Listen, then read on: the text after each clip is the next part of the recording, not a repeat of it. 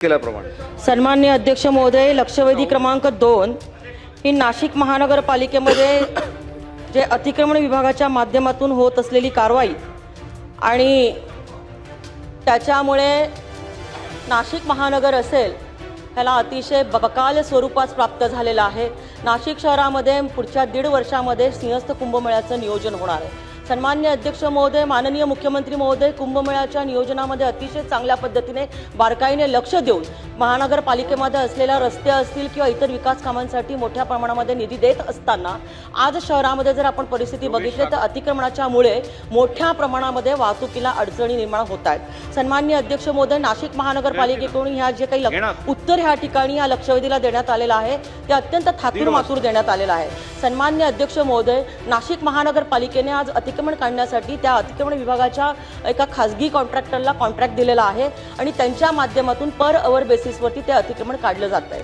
सन्माननीय अध्यक्ष महोदय, हे अतिक्रमणाच्या बाबतीमध्ये अशा पद्धतीने खासगीकरण केलेलं असताना प्रश्न असे निर्माण होतात की एखाद्या ठिकाणी अतिक्रमण काढल्यानंतर दुसऱ्याच दिवशी त्या ठिकाणी परत अतिक्रमण होत आहे। सन्माननीय अध्यक्ष महोदय, हा पैशांचा अपव्यय आहे, कारण पहिल्या दिवशी जर त्या ठिकाणी अतिक्रमण काढल्यानंतर त्या ठेकेदाराला त्या ठिकाणचं अतिक्रमण काढण्याचे पैसे नाशिक महानगरपालिका देत असते। सन्माननीय अध्यक्ष महोदय, अनेक प्रश्न या माध्यमातून निर्माण होत आहेत। सन्माननीय अध्यक्ष महोदय, माझे मंत्री महोदयांना काही प्रश्न आहे की आज शहरामध्ये इंदिरानगर माझ्या मतदारसंघाचा जर आपण विचार केला तर त्या ठिकाणी मोठ्या प्रमाणामध्ये अनेक वेळा नाशिक महानगरपालिकेच्या आयुक्तांना मी आदेश देऊन देखील त्या ठिकाणी अतिक्रमणाची मोहीम होत नाही, झाली तर दुसऱ्याच दिवशी त्या ठिकाणी परत ते अतिक्रमण जे आहे हे परत होत असतं।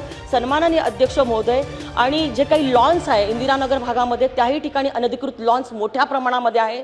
सन्माननीय अध्यक्ष महोदय, माझे 4-5 स्पेसिफिक प्रश्न आहेत की अतिक्रमणाच्यामुळे वाहतुकीच्या वरती खूप मोठ्या प्रमाणामध्ये अडचणी निर्माण होतात।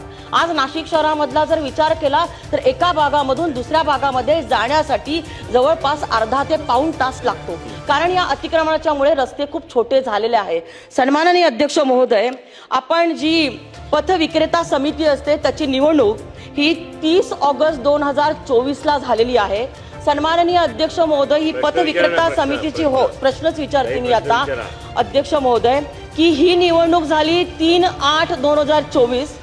नाशिक महानगरपालिकेने महाराष्ट्र शासनाकडे प्रस्ताव पाठवला 7/2/2025। म्हणजे नाशिक महानगरपालिकेने हा प्रस्ताव पाठवलेला 6 महिने घेतले आणि त्याच्यानंतर सन्माननीय अध्यक्ष महोदय 6 महिने त्याच्यावरती महापालिकेने घालवले आणि आज 7/2/2025 म्हणजे जवळपास आज 1 वर्ष झालेलं आहे शासनाकडे ह्या पथविक्रेता समितीला अधिसूचित करण्यासाठीचा प्रस्ताव महापालिकेकडे येऊन राज्य सरकारकडे येण्याला म्हणजे 1 वर्ष शासनाने घालवलं। म्हणजे एकूण 1.5 वर्ष ह्या पथविक्रेत्यांच्या समितीला अधिसूचित करण्यासाठी एकूण गेलेला आहे।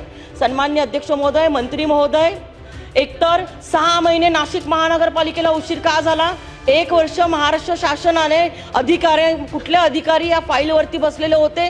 जवळपास 3-4 महानगरपालिकांचा हा प्रश्न आहे की पथविक्रेता समिती झालेली नसल्या कारणाने आज हॉकर्स झोन करण्यासाठी महानगरपालिकेला अडचणी येतात। सन्माननीय अध्यक्ष महोदय, त्यामुळे मंत्री महोदय, ही पथविक्रेता समिती अधिसूचित करण्याचं काम येणाऱ्या 15 दिवसामध्ये पूर्ण करतील का? हा माझा पहिला प्रश्न आहे। सन्माननीय अध्यक्ष महोदय, माझा दुसरा प्रश्न असा आहे की माझ्याकडे इंदिरानगर भागामध्ये जवळपास एका 30 मीटरचा डीपी रोड आहे सन्माननीय अध्यक्ष महोदय, आणि त्यालाच लागून जवळपास 23 मीटर कॅनॉलचा रोड आहे। सन्माननीय अध्यक्ष महोदय, त्या ठिकाणी एक मोठं खाजगी रुग्णालय अशोका हॉस्पिटल त्या ठिकाणी आहे।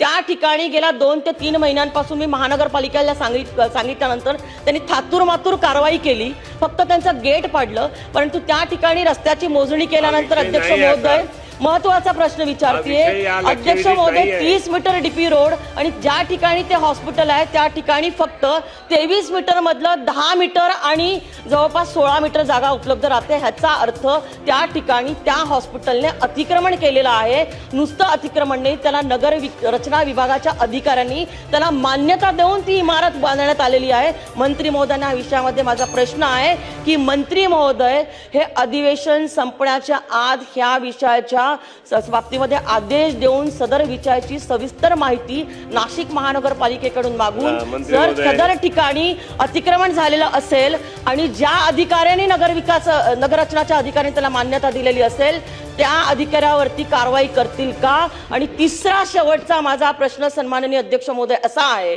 की आज अतिक्रमण शहरांमधलं काढायचं असेल तर त्या ठिकाणी पोलीस डिपार्टमेंटची मदत घेतली जाते. हे पथविक्रेता समिती जी आहे त्याच्यामध्ये देखील हे सगळे अधिकारी आहेत. सन्माननीय अध्यक्ष महोदय, मुंबई महानगरपालिकेच्या विषयाच्या बाबतीमध्ये बांगलादेशचा विषय निघाला. माझा स्पेसिफिक प्रश्न असा आहे की नाशिक शहरामधल्या या पथविक्रेत्यांची जी काही मान्यता आहे किंवा किती पथविक्रेते आहे त्याच्यानंतर डॉमिसाईल सर्टिफिकेट सन्माननीय अध्यक्ष महोदय पथविक्रेत्यांना आपण कंपल्सरी करणं आवश्यक आहे, तर ह्या बांगलादेशींना आपण छेद देऊ शकतो. माझ्या घराच्या शेजारी एक माणूस राहतो, तो राहतोय ग्वालियरमध्ये आणि तो म्हणतो की मला पाणीपुरीच्या टपरीसाठी मंत्री महोदय ताई आपण मंजुरी देणार का?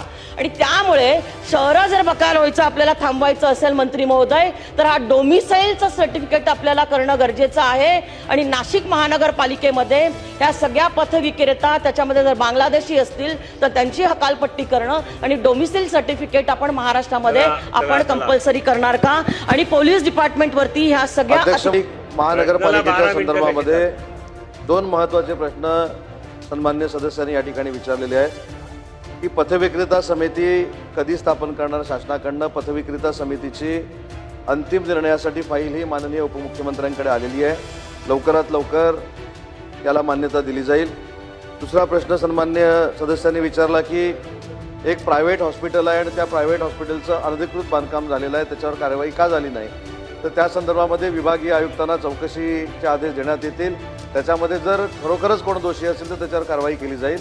आणि एक महत्त्वाचा जो मुद्दा आहे की प्रत्येक जिल्ह्याचा की अनधिकृत बांधकामासाठी महानगरपालिकेचे आयुक्त असतील किंवा नगरपालिकेचे आयुक्त असतील हे पोलिसांकडे पोलीस फोर्स मागतात आणि तो न मिळाल्यामुळं काही अतिक्रमणं तशीच राहतात. तर या लक्षवेधीला अनुसरून जिल्हाधिकाऱ्यांच्या अध्यक्षतेखाली संबंधित महानगरपालिकेच्या आयुक्तांच्या बरोबर आणि एसपींबरोबर किंवा सीपींबरोबर अशी एक समिती गठीत केली जाईल आणि तिघांच्या पुढाकारानं ही जी काय अनधिकृत बांधकामं पाडण्याला कुठं अडचणी येत आहेत त्या दूर केल्या जातील यासाठी नवीन कमिटी नेमण्यात येईल.